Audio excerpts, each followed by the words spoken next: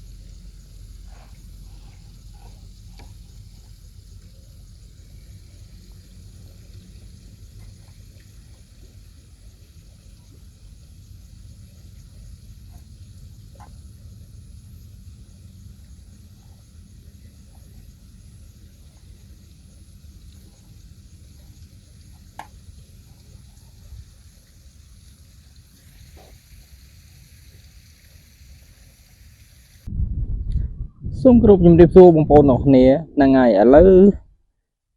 ស្អឹងចំណីជ្រូករបស់យើងបានឆ្អិនរួចរាល់ហើយបងប្អូនឆ្អឹងចំណីជ្រូកបំពងឆ្អឹងចំណីជ្រូកកំពតព្រៃអូខេបងប្អូនអែម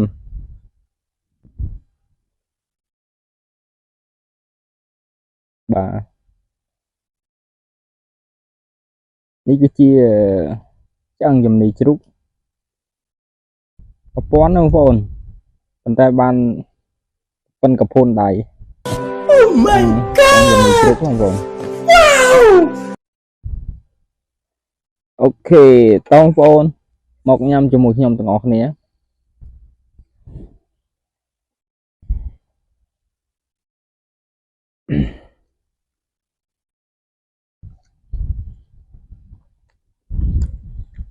Chọc vào đây. Chọc vào đây. Emបងប្អូនយើងហល់ទេបងប្អូនអើយដាក់ម្ទេសជ្រុលអាម្ទេសម៉ត់ហ្នឹងហល់បើម្ទេសខ្លះអត់ហល់ទេម៉ត់ដែរប៉ុន្តែវាហល់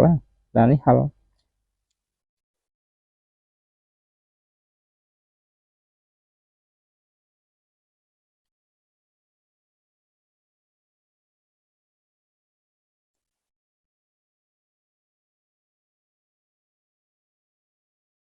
យ៉ា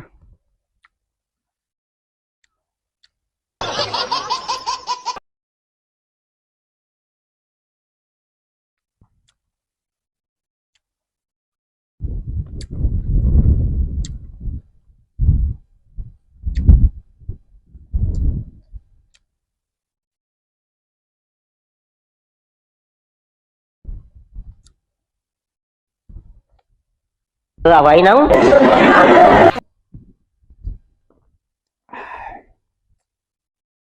chiết mà bọn chiết em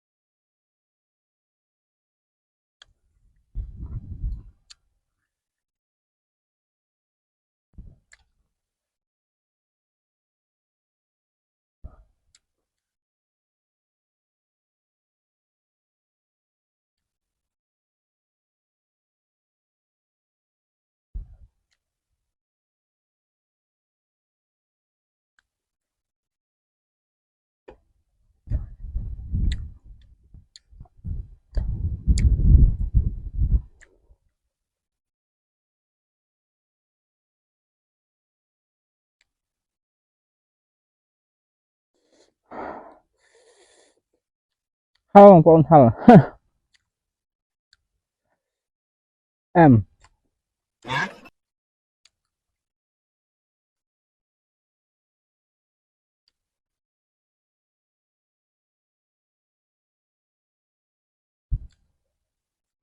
chẳng chùm đi chụpในផងដែរខ្ញុំចំណាយលុយ 1000 រៀលបានឆ្អឹងជំនីជ្រូកមកកង់យ៉ាងអែម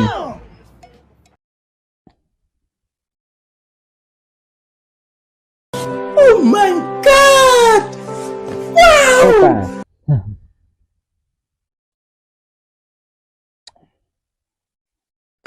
អរគុណបងប្អូនអរគ្នាក្នុងការទស្សនាវីដេអូរបស់ខ្ញុំបើសិនជាពេញចិត្តសូមបងប្អូនជួយគាំទ្រហើយចុច Subscribe ចុចរូបកណ្ដឹងម្នាក់មួយផងណាបងប្អូនដើម្បីឲ្យខ្ញុំបាទ